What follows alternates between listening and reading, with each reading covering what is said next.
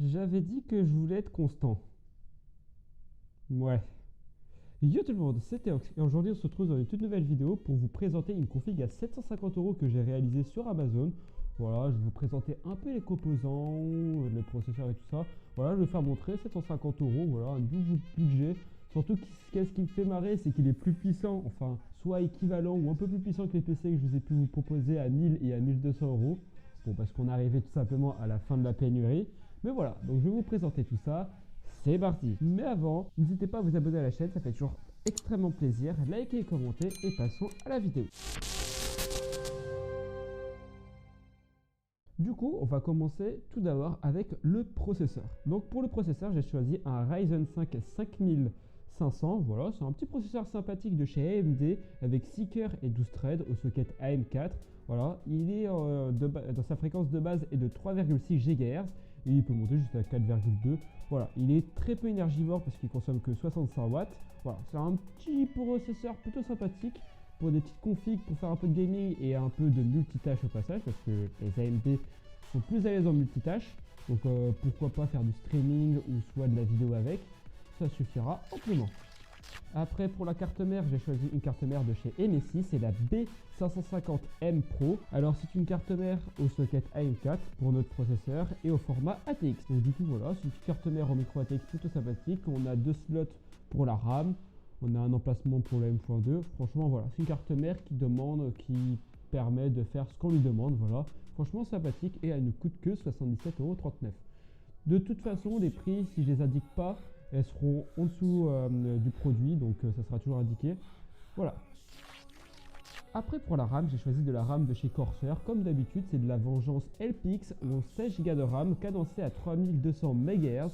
Voilà, c'est de la RAM qui est tout ce qu'il y a de plus normal. C'est pas une RAM avec du RGB tout flashy, non, c'est une RAM basique, mais qui fait amplement le taf et plutôt qualitative. Et elle ne coûte que 74,90 € pour 2 x 8 Go. Alors pour le stockage, j'ai choisi un SSD M.2 de chez Kingston. C'est un petit SSD plutôt sympathique, voilà, qui répondra très rapidement. Franchement, tout ce qu'il y a de plus normal pour un PC à mon avis de nos jours. Et il coûte 51,69 €. Alors le truc le plus important pour un PC pour faire du gaming, c'est la carte graphique. Et cette fois-ci, j'ai réussi à mettre une carte graphique que j'avais déjà réussi à caler aussi dans le PC à 1000 €. C'est la RX 6600, vu qu'elle a encore baissé beaucoup de prix par rapport à la dernière fois. Là, on peut la retrouver à 300 € dans le modèle XFX. Voilà, franchement, c'est une carte graphique plutôt sympathique. Elle est presque autant performante qu'une 3060. C'est plutôt pas mal en soi. C'est une bonne carte graphique. Elle sait faire du ray tracing. Voilà, franchement, même pour le montage vidéo, c'est plutôt pratique. Franchement, c'est une super carte graphique. Alors, pour l'alimentation, j'ai choisi une alimentation de chez Aerocool. C'est la Lux RGB M en 750 watts. Voilà, c'est une alimentation semi-modulaire, donc à moitié modulaire si vous voulez.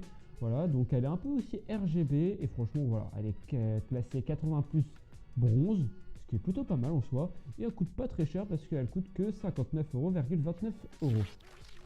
Et du coup, le dernier composant, c'est le boîtier. Donc du coup, j'ai choisi un boîtier de chez Zigmatech, voilà, au format micro ATX. Donc voilà, c'est un boîtier plutôt sympathique avec triple ventilateur. Voilà, normalement, c'est un boîtier qui fait amplement le taf. Pour l'airflow, c'est vraiment super. C'est vraiment ce qu'il faut. Voilà, parce que je pense aujourd'hui qu'avoir un PC avec un bon airflow, c'est très très important.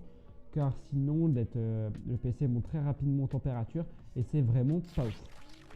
Donc du coup, le total de ce PC s'élève à 774,26 €. Bon, j'avoue qu'on est un peu au-dessus des 750 € annoncés, mais le truc c'est que avec la baisse des prix, on arrivera souvent à le retaper environ dans ces prix-là.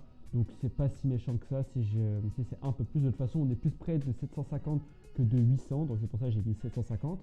Voilà, c'est un PC plutôt sympathique qui donnera pour faire plusieurs tâches différentes. Il donnera pour faire du multitâche, pour faire du gaming et peut-être un peu de montage vidéo, du streaming et de choses en tout genre. Franchement, c'est vraiment un PC sympathique pour ça. C'est pour ça que j'ai mis le Ryzen dessus. Et franchement, avec la pénurie qui est terminée du coup, parce que maintenant on est plus avec plus de stock que de personnes qui en achètent.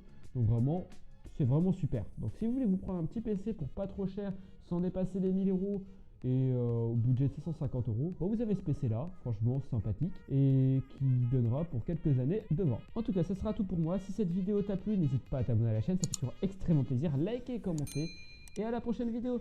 Bye!